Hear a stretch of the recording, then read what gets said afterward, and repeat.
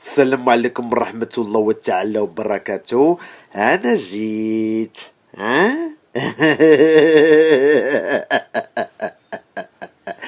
جمع بومباريكا وتحية جميع المغاربة.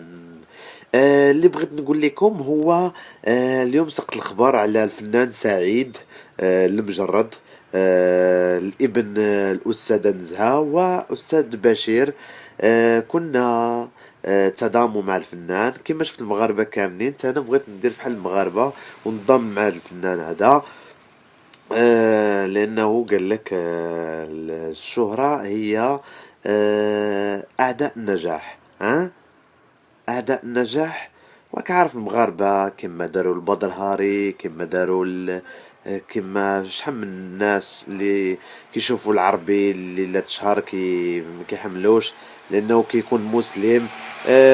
كذلك مايكل جاكسون، مايك تايزون، محمد علي. هادو كلهم كي فهمتي معروفين على الصعيد الوطني. واني نصيحة للمغاربة اللي بغيت ننصحكم ان شاء الله وتكونوا زعما اسمحوا لي الا قلت لكم هذا الكلام. ها.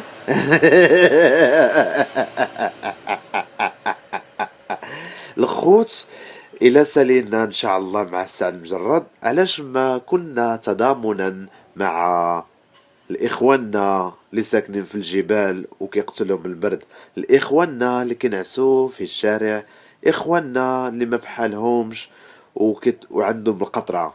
إذا السلام عليكم، هادو كنا خصنا نضاموا معاهم. هالبرد جاي قاصح وهاد الجو خايب هاد العام هذا. ها.